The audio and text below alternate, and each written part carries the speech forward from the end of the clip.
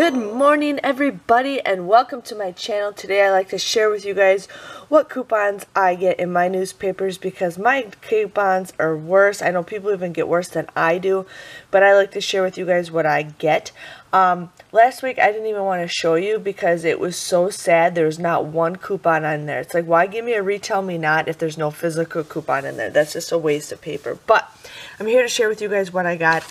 The Smart Source is kind of thick. I already saw it was in the red plum. I found a newspaper in my area that has red plums that come out early. So I thought, or retell me not. So I thought, I'll get it.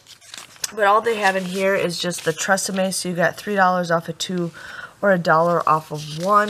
And then we had the Dove.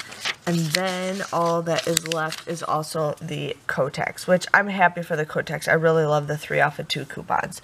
So I wanted to share with you guys with that. But let's get in with the good one. I'm hoping there's soft soap in here and there's Irish Spring.